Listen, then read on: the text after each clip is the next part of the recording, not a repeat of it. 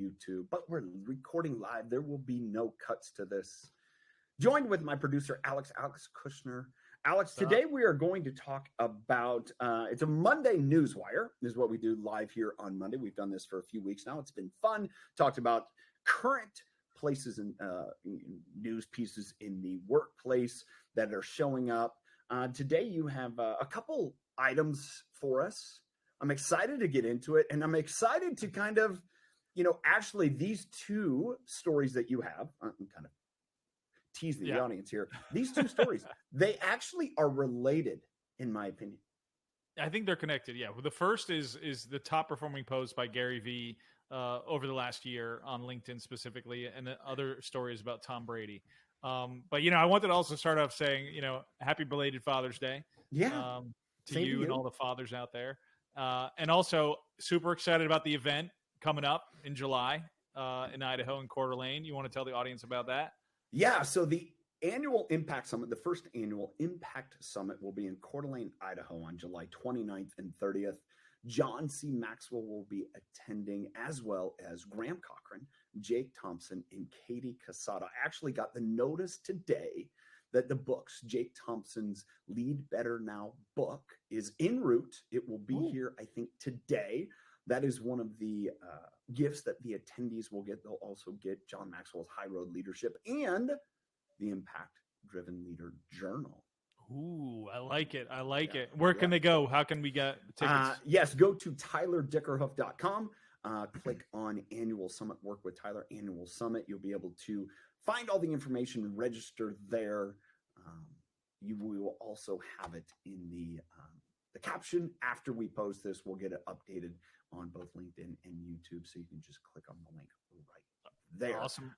Yeah, excited for it. Yeah, me too. No, I'm looking forward to that. It's going to be a great time. A lot of amazing people. Ready to rock and roll. All right, get into the thick of it. So let's talk about Tom and Gary. Yeah, Tom and Gary. Not Tom and Jerry, Tom and Gary. So Gary Vaynerchuck, obviously, so many people, big household name when it in the leadership, content creation space, owner of VaynerMedia, VaynerX, all those places. Posted this article on LinkedIn specifically to this audience, just kind of going over his best performing pieces of content. And they were all around, surprisingly or not surprisingly, around leadership. And there's a reoccurring theme, for managers and leaders in there. And the number one post, I mean, this thing got, I'm looking at 1,200 comments, 42,000 likes, 3,600 reposts. This is the post. It was about 10 months ago. Most new managers think that becoming a manager is the graduation. Truth is, it's the reverse. When you go from being someone who executes to someone who's managing a team, you go from trading an IQ to trading an EQ. You go from doing the actual work to listening to employees, catering to what they want, taking blame, and being the bigger person. Remember, leaders work for their employees. I believe all the best managers are actually mentors. Wow. Man, this is a way to kick off and start. This to me is what I found through my experience, but the experience and conversation with others, where people get it so wrong. And I don't think they get it wrong because it's selfish, meaning, once I become a manager, now everyone works for me. I get to sit and do nothing. Actually, Jake Thompson shares the story. His wife works in the real estate industry. She works on the title side, I believe. And she was talking about how his wife, Elena, worked for a lady. And this lady ran the company, and she often would hide under her, take a nap under her desk. I'm like, what? No, seriously? That's what he shared. And she took on this role of everyone works for me. I get to kind of show up. I kind of get to do my thing. They work for me. And I don't think people go into the role of leadership thinking it's going to be like that initially, but they end up there. They end up there. Well, I think here's something I want to dovetail. This is a dovetail that I've actually used that word now 4 times today. I've used it twice in our conversation. I used it earlier. I don't know if I did some woodworking over the weekend or whatever. I want to talk about Caitlin Clark for a second. Okay. This actually ties. So as we're sitting here on June 17th over the weekend, There was an egregious foul against Caitlin Clark, which has kind of been this season. If you're not familiar with Caitlin Clark, all right, welcome to it. She is the rookie #1 pick in the WNBA. She is currently drawing audiences twice that of the other most popular player. Wow. Setting records as far as attendance at her games. Wow. She's been often maligned, fouled, beat up, chastised through all different ways that is just unbelievable. And she's handled it with such grace and such maturity and has just continued to just play. Well, over the weekend, Angel Reese, which was another one of the rookies in the class of 2024, fouled her. You can go watch. We'll post the link to the video. And she absolutely just kind of goes for the ball, but not really, and swipes at and hits Caitlin in the side of the head and ends up being a flagrant foul. And then afterwards, people are like, Angel Reese in her post-game interview was like, I don't know why, it's such a problem. It seems like some people have a different whistle. This is where it all ties, is in jealousy and insecurity. It leads us into a bad place. I believe much of the WNBA, to their own detriment, is jealous of the attention Caitlin Clark is getting. Well, let me just make this on the record. She accomplished something in college basketball that none of those other players accomplished. Period. So if you're jealous, then you're jealous of, by comparison, that she has out-achieved you. She has garnered more attention, and no one came to watch your games, and yet they came to watch her games. No one, that's a hyperbole, but the record was set. And so I think the same here. When we come back to Gary and we're talking about leadership, why do people end up thinking that their role as a manager or a leader is a graduation, and that people start to work for them? It ends up becoming an insecurity. Meaning, I've done the work. Now I get to sit back and put up my feet, instead of realizing, now I'm at a different role, and the skills and their requirements are so different. As he points out, and I'm looking at the post here, you go from trading IQ to trading EQ. Right. And that's so hard for so many people. What I used is the skills and drives to get me to this position. Going back to the WNBA players, what they used to get them to the WNBA, and all of a sudden now they want all the accolades, and everyone else in audience and media and everything else, we're not here to see you. We're here to see her.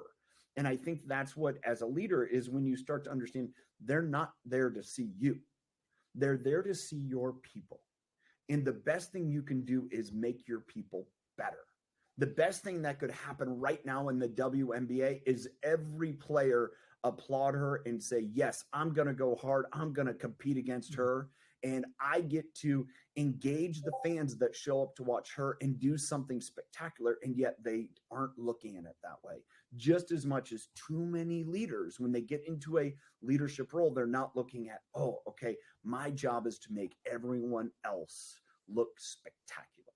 Right. And take the brunt of the blame if, when things aren't so great, and being that person and not going, well, Cheryl from here didn't do this, and Joseph from, right. It's not that. It's like, no, I'm the manager. I'm responsible. Where did things break down? And I think the other part of that is empathy. We talk about empathy a lot, on this program, and you talk about it all the time. And another of Gary's top posts of the year 2023 was the best leaders and CEOs are empathetic. Why? They understand that it's more. They understand it's more about than being a caring person. It's about taking your understanding of another person or group of people and using it to create a win-win scenario. And he goes on to say it's also important to balance empathy with letting people learn things on their own, especially in a business context. If you cannot deploy empathy and compassion for your employees, you cannot be a successful leader. Top performer. I'm going to pivot right now to Tom Brady. You mentioned Tom Brady.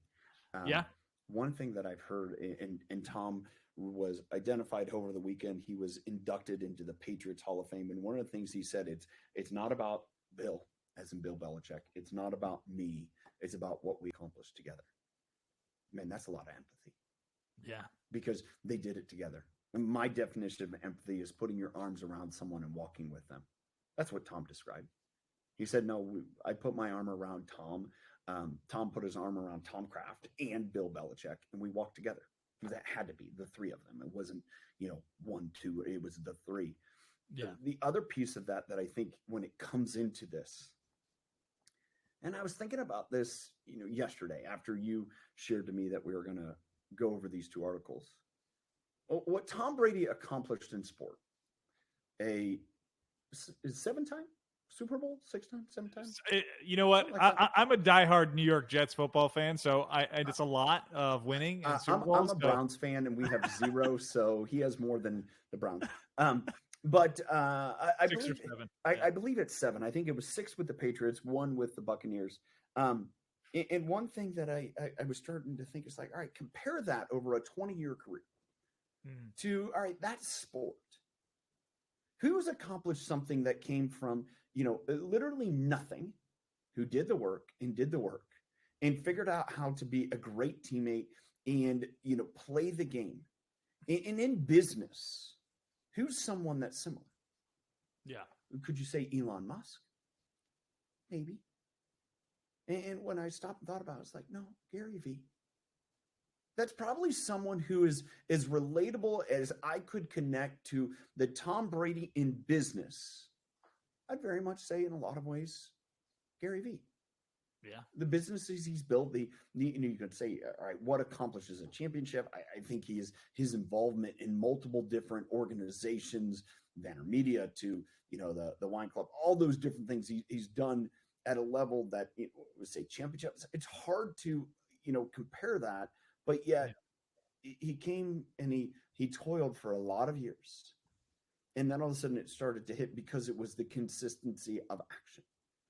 Tom Brady was not the superstar on the team his first couple of years, but he allowed the players on the team who weren't superstars either to accomplish something bigger. And so when we talk about this idea of empathy, man, that's how you get the best out of people.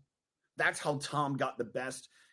What was brought out the best in Tom was through empathy. What Gary's talking about here is being a caring person. Mm-hmm. And almost referring back to the previous one is we go to this rank, this title of leader, and all of a sudden, too often people take that leadership moniker and are no longer connected to the people they work with. I have to separate, because if I don't separate, they're not going to see me as different. And the problem is the great people let their actions separate them, and not by, the things that they do to separate, right? Tom separated himself by willing to do the work. Michael Jordan separated himself by willing to do the work. Kobe Bryant separated himself by willing to do the work. Kobe found out after his playing career, he would have accomplished a lot more had he actually brought people with them. And he was, I think you read about him, you see what work he was doing right up until his death. And he's like, yeah, I could have accomplished a lot more if I didn't make it about me and I made it about how do we accomplish more. And I think that's what Tom did so well. And that's what Gary is alluding to right here. It's not about me separating from you. It's me being a caring person. And how do we create a win for both of us? And that's through empathy. And how do we handle conflict? Well, I help them, guide them through figuring it out on themselves. Maybe that's me being involved. Maybe that's not being involved, but that's empathy. And that is what leaders do and do well. Yeah, I think, we're talking about empathy and as the key focus. And I, for all those listening right now and listening to this later, it isn't that you don't work. I think you probably work harder, but in different ways than you did before becoming the manager. Right. Yeah. That's what's hard for people. Yeah. It's a major transition from being a self-performer, a individual performer, or even a part of a team, but it's all based upon your production, into a leader where your job now is not my production, but how do I get the most out of everyone else? It's where so often that, I see this happening in whether it's high school, club level sports where coaches struggle because they make it about them and how they look and not about what their players are developing into. Oh, look at me. My team won XYZ and, XYZ QP, whatever championship. Right. But yeah, did your players actually get better? Did they go accomplish something beyond what you were able to do? Because to me, that's the mark of a great leader is when they start here at 1, they leave at a 4. They didn't go to a 10. It's not taking a player from 7 and making them a 4 from a skill level. It's taking them from a 4 and making them a 7. It's taking them from a 7 to a 9. It's taking them from that, 8 to a 10. That's what great leaders do, and not the ones that, you'll see at times people degrade the talent of those around them because they hamper them because they make it about them. Tyler, for those listening, I love giving people tangible takeaways. If you're in that first, you just transitioned into maybe a leadership management role, whether it's from business or in sports, what have you, you have a team, right? What is a first step they can take to say, hey, I've been selfish. How do I work towards being selfless and serving my team more? Where, can you kind of give them a strategy, a plan? The first one, stop trying to compete with them. This is the thing that undoes most people when they step into a leadership role. They think they're still competing with the people they're leading. Oftentimes it's someone within a team is promoted into a leadership role. They go from, hey, we're on a chart based upon sales and based upon, service, whatever. I can look up there and I can see I'm number 2, you're number 1, Alex, and I'm coming after you. Well, I get promoted for whatever reason into the sales leader and I'm still competing against you. And usually what happens in that case is one of the two of us leaves because it's unfortunate. It's, whatever difficult. And it's on both hands. And all of a sudden, the people down the list, they feel like you're still competing against them. You're still trying to outdo them. So the first thing is stop competing with people. Your job as a leader is not to compete with them. It is against them. It's to compete with them. How can I look and say, hey, Alex, you're a phenomenal performer. I appreciate it. It's great. This is why, I've always admired you. Hey, if our team is to do better, then we need to work together and not against each other. And too often in teams, they work against each other. That's the first thing, in my opinion, is saying and identifying and accepting I'm no longer competing against you. Now, the further steps on that is it's one thing to say it. It's another to go do it. Right. And the difficulty in doing it often lies into the fears and insecurities. Ooh, okay. I've stopped competing with Alex. Alex, I'm not competing with you anymore. But how do I have success in my new role? Oh, I have to get the approval of whoever's above me in order that I have success. And the only way that I know how to get their approval is based upon competing against you and everyone else. And so now I have to understand, what does that fear mean?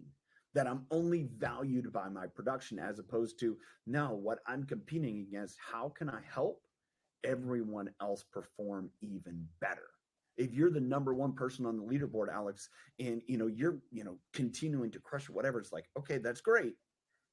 How can I help you be incrementally better? Or how can I help you harness the uniqueness that you have? And maybe your numbers go up 10%, but John's numbers, who's number 8 on the list, his go up 50%. Guess what? That helps both of us in understanding that. And how do we, embrace that as a team? Because that's now my job, is to pull the best out of you and pull the best out of others, and in blending that together and saying, John will never be you, Alex. He'll never be able to do what you can do, but there's something that you have that's great in you that can help bring out the greatness in John. That's now my job as a leader. I think, in my experiences, the thing that you said that really stands out, that hits me, because I do want people to, I want you to say it again, is that in competition, right? Because we're in a society where you want to perform, right? It's performance in anything you do.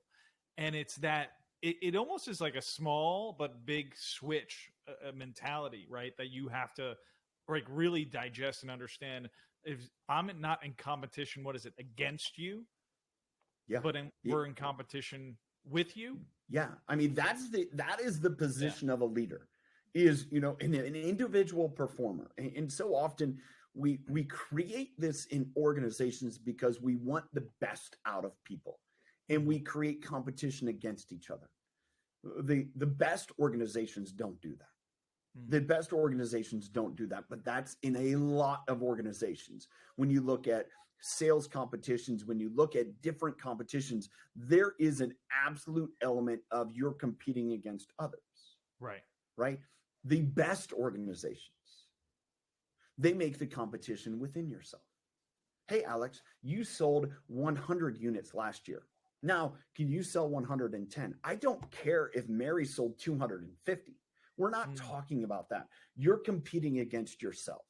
And it's embracing that when you compete against yourself, then the idea of competing with everyone else is a whole lot easier, because now you start to look at it and say, hey, I need to move from 100 to 110. How do I do that? Well, Mary moved from 200 to 250. What did she do? Instead of me like, oh, I'm pond scum because I only sold 100 units and she sold 200. It's saying, hey, I'm competing against my numbers. You're competing against your numbers, but collectively we're all working together towards our common mission and goal. How can I learn and be mentored from her?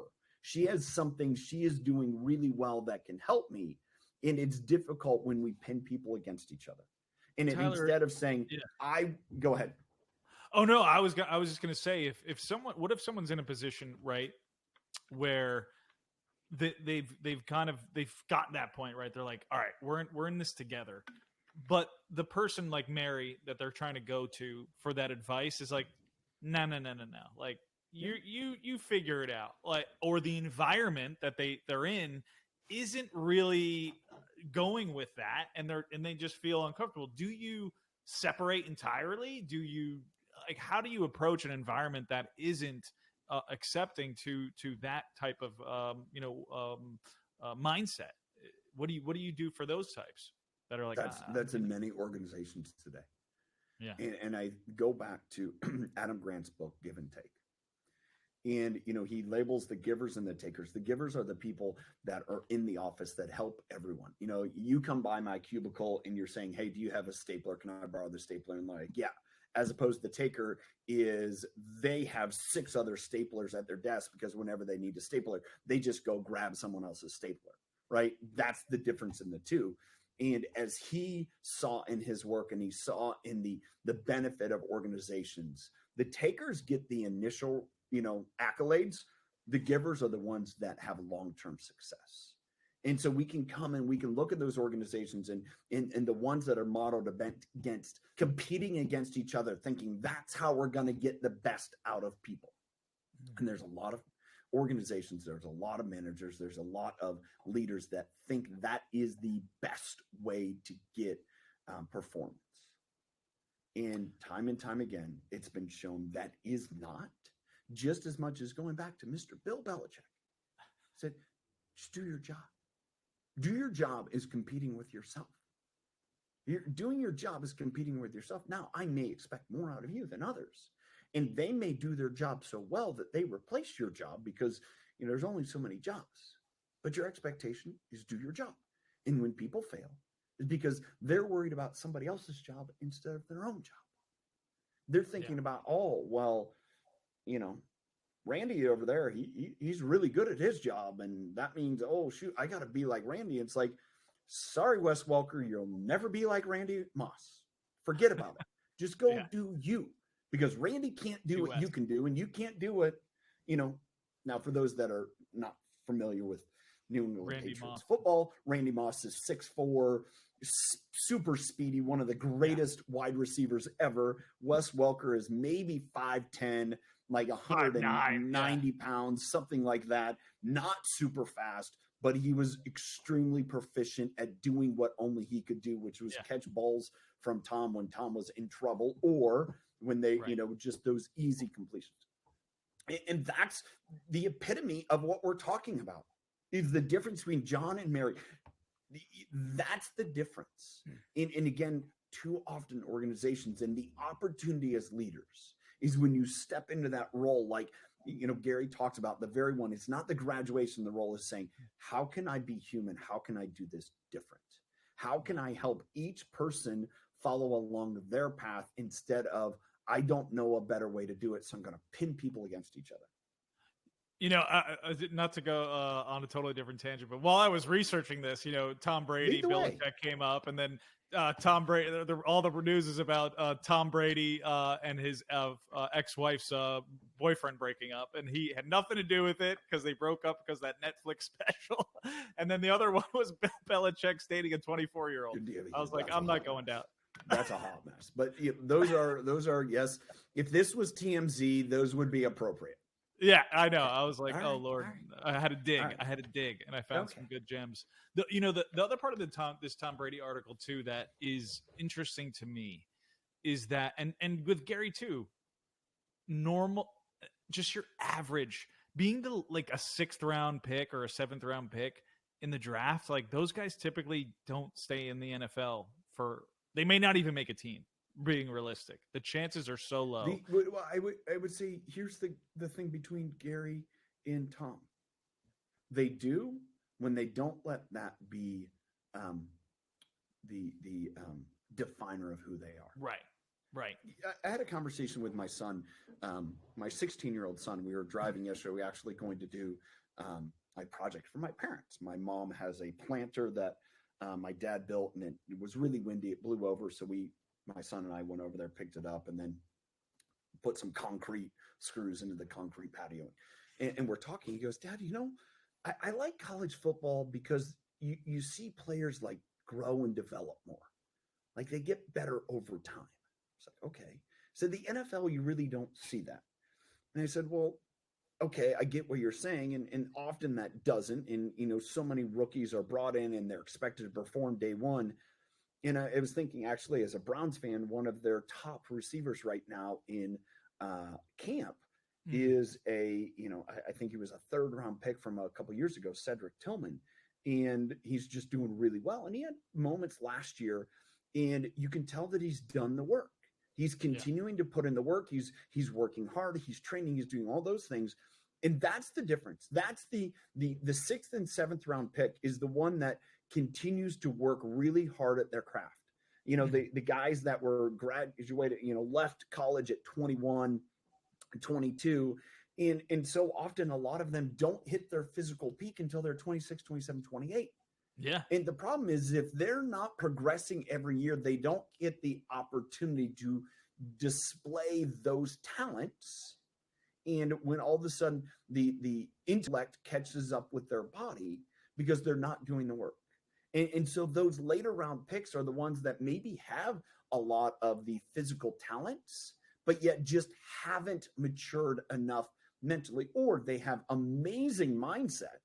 They just don't have the physical talents. And do they continue to do the work? Yeah. To build their physical talent. And that's the difference in people is do they get stuck competing against others, or do they compete with themselves? And I think, for your son, I don't know who he follows, but the great organizations, right? The great teams. If you look at the Packers, if you look at the Steelers, if you look at definitely not the Browns and definitely not the Jets, they seem to have a system in place where they truly develop the talent the right way, and they have consistent playoffs, consistent victories. Just consistently good. And it's really hard to be good in the NFL consistently because it's very intense and competitive. We're talking about leadership, right? Yeah. We're talking about leadership. The Pittsburgh Steelers in the last, I think, probably 60 years now have had three head coaches. That's insane. I think in that period, they've only had one losing season, maybe, if all that. Because there's an understanding of you can't get too high and you can't get too low. and the development of players. And yeah, they've made mistakes. But even in their mistakes, they are so sound, and there aren't people that are afraid of getting, on the hot seat all the time and afraid of losing their job. Even sometimes there's some people that needed to be let go, and they handled it actually very accommodatingly. I think of the offensive coordinator, last year that just, it wasn't working, right? And it was, and those that model, when you talk about the Packers, much the same. That leadership has been there for a long time. It's not been this revolving door. And I think that is, when we talk about the different looking at organizations, the one that really succeeds, this kills me. And I've heard people say this. Yeah. There's certain people that believe that a coach's tenure is limited because at some point people stop listening to them. My opinion of this, in leadership roles, whether it's a coach, whether it's an organization, the only reason that happens is because the leader doesn't listen to people. They don't listen to others. They don't grow with them. They don't understand that their job as a leader. And I think, Gary talked about one of them. I'm scrolling through here, is that, you look at each individual person. That is what happens. You can't look at the masses. You have to look at the individuals. And when you do that, you evolve and grow with them. Because if you're not evolving and growing with them, you're going to grow apart. Yeah. And then all of a sudden, one day, they're sick of hearing your rants. They're sick of hearing your ins and outs. They're sick. I mean, you look at some of the coaches that have had tremendous success for a long time. Yeah. And it's because of consistency, and they've continued to grow. Yeah, the one of the top performing posts, from Gary V. It might be this one, but this is I thought this was interesting. Bosses, this is how it goes. Bosses, listen up. It's time to drop the entitlement and start treating your employees like fellow humans. I can't tell you how many small business owners and managers I've encountered who act like their employees are there to serve them. It's obnoxious, and it needs to stop. When you own a company or a football team, it's easy to expect your people to work as hard as you do. But here's the thing. Are you giving them the same money? Are you treating them with the same level of respect and appreciation? If not, you have no right to demand that they work like you do. I'm tired of seeing bosses who don't understand this basic principle. Your employees are not your servants. They are your partners in building something great. Treat them the way you would like to see the results in your business. I just kind of just going into more of not I don't know when to say the mental part of this, but it is, the treatment of the people around you and your organization. And it starts from the top. And I think these great organizations, the CEOs or the founders or the owners, the great ones know that and understand that. And it seems like the ones that don't have that are the ones that fall by the wayside or inconsistent. Mm-hmm. And you see the turnover year after year. People are going, don't go there. Their turnover rate's pretty quick, or that team's not going to be successful. I think this is such an area for opportunity and improvement. And a big part of it is, there's many times it comes back to organizationally looking at it. It's like the competing, right?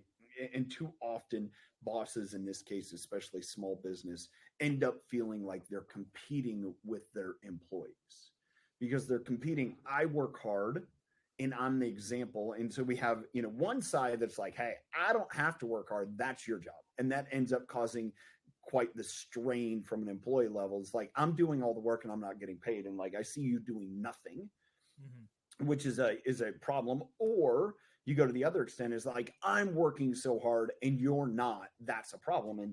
And often that is, again, a boss who's competing, and they're like, I have to work harder than you because that's what's going to set the standard. And the solution is to come back, what we just talked about a minute ago, is to be empathetic and walk with them. Often I've mentioned this and bring it up, and the intensity that I've had at times in life has been my greatest undoing. My intensity created this problem right here. is where I would work hard and people never felt like they measured up, whether it's I made them feel that way or that they felt that by my example. My wife has talked about that, where I go, and I continue to do because there's more to do. And she often feels, kind of, you know, I don't want to say struggles with it, but does. And I had to learn how to slow down. I had to learn how to slow down to be there with her, to not make her feel like she wasn't doing enough. Or I had to learn to be there with others and slow down and be present, because me continuing to go and go and go caused issues and anxiety and tension. Did I intend it? No, but it did. And I had to own that because it was a reality. And I think that's where some of this comes in, is that you have to be willing to give in order to get. I had to be willing to slow down so I could go further with people, to appreciate what they're going through. Then when you do that, I've seen, man, people will give even more. They'll be even more devoted when they feel like you're there with them, as opposed to you're always one step ahead and they're never doing enough. Yeah, and just to add to that, from my personal experience, which is a little different, but I just want to tell people that are listening that may be struggling with this, whether they're in the leadership or their leadership isn't there for them and they're not supporting them. I went through that. I had a bad college. I played Division I college football. Tyler knows this, and I had a bad coach, and I gave up. Like I quit, and it's a regret that I don't know what would have happened. I really don't. But it was what my mind was made up. And I always go back to, like, if I didn't, would I've made it to the league? Would I've not have? I mean, obviously the chances are small, but I always believed in myself. And for those struggling with poor management, or a poor coach or a poor leader, like, don't quit, don't give up. Find other solutions and other ways to solve that problem that is only temporary. Yeah, I think the problem you had then is, if you were to go somewhere else, you had to sit out a year. Whereas opposed now is like, you can go somewhere else. There is another opportunity. There's other pathways. And I think oftentimes in organizations that the grass isn't always greener. And there's a part where I think you would admit too, as much as that was difficult with that coach, you had a lot of growing to do yourself. Yeah, absolutely. How you handled it, right? And do I look at this to say, oh man, he's just a bad boss, or it's like, I need to take ownership. Am I doing what I need to do as well? And so those are the pieces here that it's both sides of it, and it's coming to grips with both of them. And this is one of the major issues in all organizations, is how do we take ownership of our mindset? And realizing when we take ownership of our mindset, then we have to own our fears and insecurities. We have to understand how it shows up for others. And then we have to be willing to say, okay, that's today. Now, what am I going to do? And I learned this is not my own, but how can I make whatever I'm doing today the floor? So tomorrow, then I exceed, it's the floor today, whatever ceiling today becomes the floor to tomorrow, right? Today's floor was yesterday's ceiling. I'm trying to get this out. If I follow that pattern, if I compete against myself saying, I just want to be better than who I was yesterday. And if I continue to do that, I'm not going to say 365 days you're going to be, but man, if you're better than who you were yesterday, 300 days of the year, I mean, you've made a lot of improvement through the year. There's going to be days you don't. I lived that. But man, when you try to compete against other people, or when you try to be this person that you think everyone wants to be, you're just going to end up frustrated and beat down, and it's not going to work. Yeah, no, that's true. I mean, that's a great perspective of, like, just reflecting on, that time or that moment of how I could have, handled the situation better. Or anyone, that's listening, how can you have handled the situation better? What could you have done differently? And learning from those mistakes or that time or that situation. Tyler, where do you think you gained the most experience and knowledge? Was it like working with John Maxwell, or was it like a book, or in this specific topic that you think helped you the most? I think it came to a time when what I was doing wasn't working. What I was doing wasn't working professionally. What I was doing wasn't working personally. What I wasn't what I was doing wasn't working, within my family. And I had to find ways to do things different. And I searched for a mentor. I ended up getting involved with Maxwell. I did a lot more reading. I got a lot more into the self-reflection. Why was what it was? I'm a person of faith, and I think through all of that, God revealed a lot to me.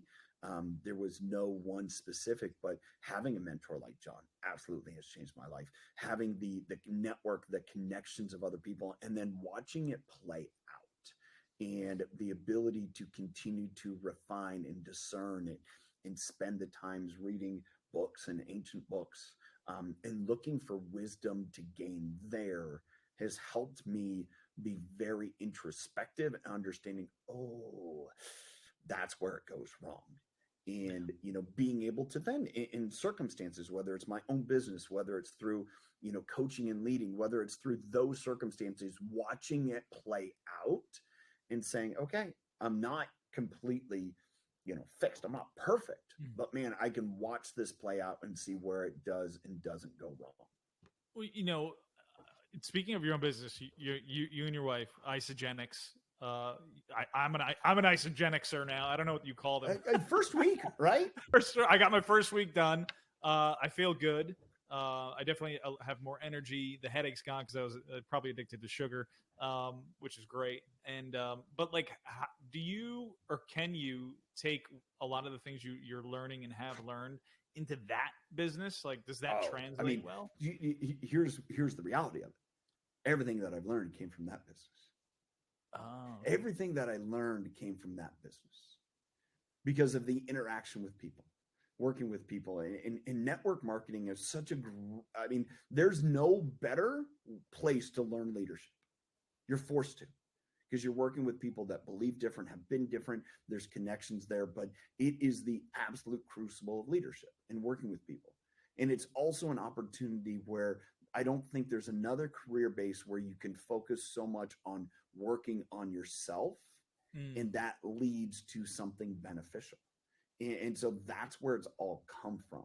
And the ability to, apply that in every other industry, man, that's the exciting part for me, because it's learning it from all my different experiences, seeing it happen within a community, and then understanding, this applies everywhere. And, there's a facet of that. Yes, being partnered with a health and wellness company has been exciting, but it's also hey, if you aren't improving your health, if you're not focused on your health, there's no way that you can show up and be the best for your clients. There's no way that you can be the best for your wife and your kids. So if you're not focusing on that to at least some extent, then you're not being the person that you can be and that others deserve as well. If you forsake your health, it will come up and bite you in the absolute rear end. Like my 3-year-old brother did when I was 11. That's a funny story that just hit me. My brother Trent, I stayed up. It's like 9:30 at night. My parents are watching TV, and I sneaked downstairs, and we had this entryway into our living room, and there's a couch right there. And I stood behind the entryway, and I'm watching TV. And like I said, I wasn't even 11. I was probably 9, 10. Okay. And he's 8 years younger. So somewhere around that range. Yeah. And he comes around. I'm like, Trent, no, get away. And so he bit me right in the rear end. And I'm screaming, literally, and crying, like right in the butt. I can't wait to bring that up with him later today. But if you don't take care of your health, it will bite you in the ass. Yes, 100%. I love it. Awesome. No, thanks so much, Tyler. This is so insightful. I always love these conversations we have. Every Monday, man. Yeah, absolutely. Appreciate you bringing up these news articles. Again, next Monday, we will hit it again with a modern topic, a in the news topic to go through, discuss leadership, discuss these points. So we've gone the gamut today, talking from Caitlin Clark to Tom Brady to Gary Vee, Bill Belichick, on down the list, the great Steelers and the pitiful Browns and Jets. We love our sports. Again, thanks for being here. Again, remember that you can subscribe on YouTube for all the content that we release, new podcasts every Wednesday. on YouTube, but also on Apple, iTunes, and Spotify. Thanks for being here. Thanks for watching on LinkedIn. We'll make sure we update the captions today with all the relevant links that we discussed. Until next time, choose to lead with impact.